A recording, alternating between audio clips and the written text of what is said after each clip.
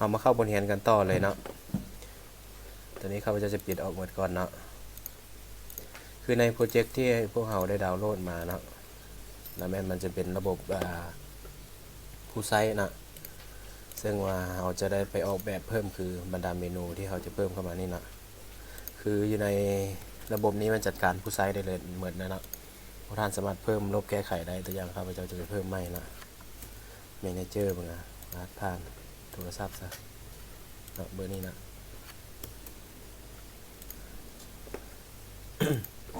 1 2 3 4 5 6 7 8 9นะ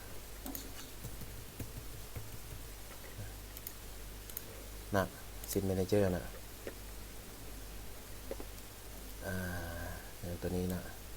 EMP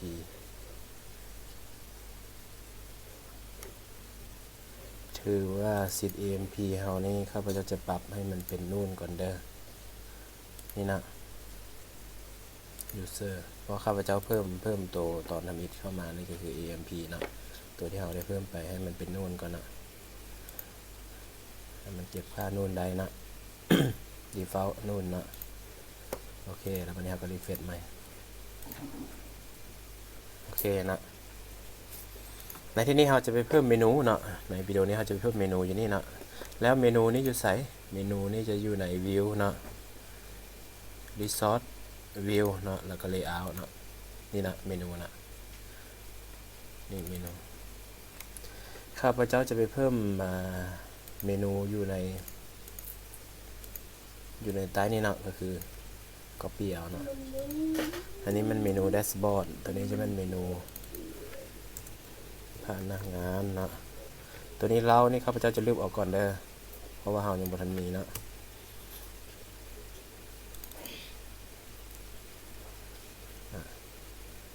employee ใช่ไหม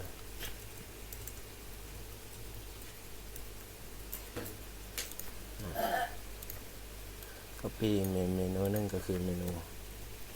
รายงานนะ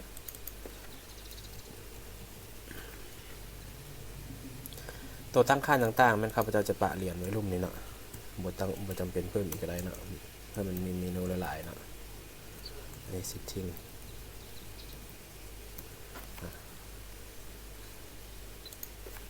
เอาไปรีเฟรชใหม่มั้งนะแล้วเขาจะเปลี่ยนตัวไอคอนนี่เด้เขาก็มีเนาะไอคอนกับเมนฟ้านะนี่นะอันนี้นะเขาไปเซิร์ชอยู่นะมันโก้เลยก็ได้นะมันจะมีหลายอย่างให้เราเลือกเนาะเราอยากใส่รูปแบบใดก็ได้นะฟ้านี่ครับพเจ้าจะเอาอยู่ใน W3 สกุลเดี๋ยวมันจะมีหลายๆอย่างนะนี่นะ employee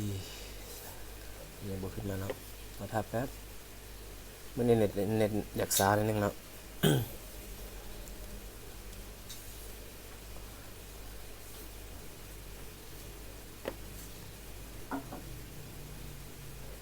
มีละลายเห็นไหมเพราะท่านจะเอาฟ้าอย่าง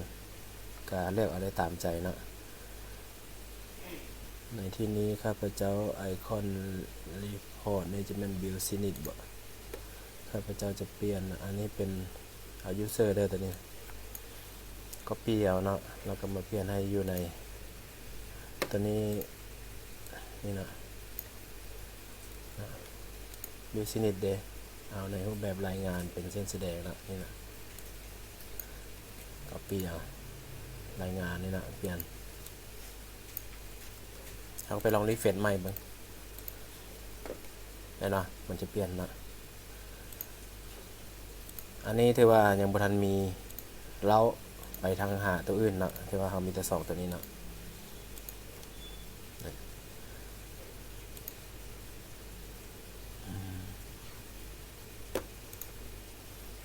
โอเคเนาะไปเพิ่ม2เมนูนั้นเนาะ แล้วอยู่ใน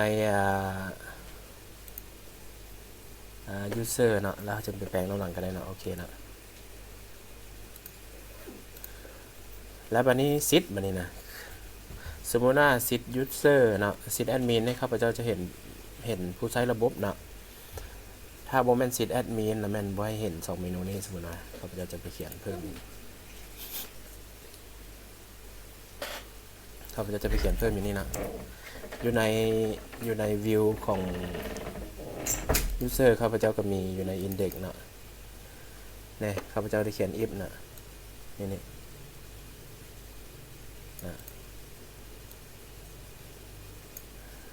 เขาก็ไปเขียนเพิ่มอยู่นี่นะ if Ctrl C กันนะ if เนาะเลือกเอาตัว if นี้ได้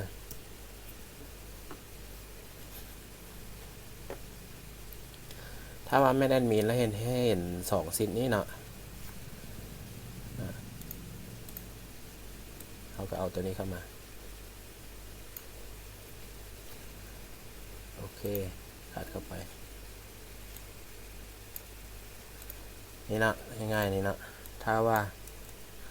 ตัวนี้ C ไปหา user นะเอา C ไปหา user เลย root name นะ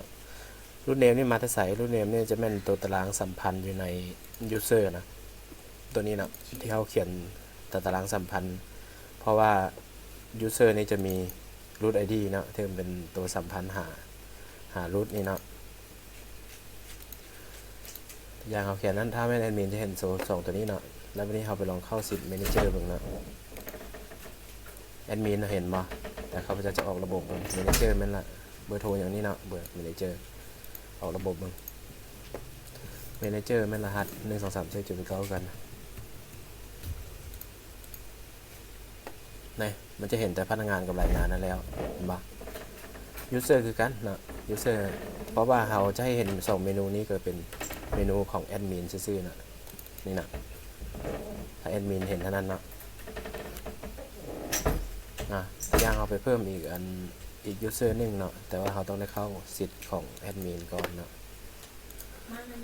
แอดมินคือ995เนาะเข้าระบบไปข้าพเจ้าจะไปเพิ่มอีกผู้ใช้ระบบเป็น user นะเบอร์โทรศัพท์เอา996นะ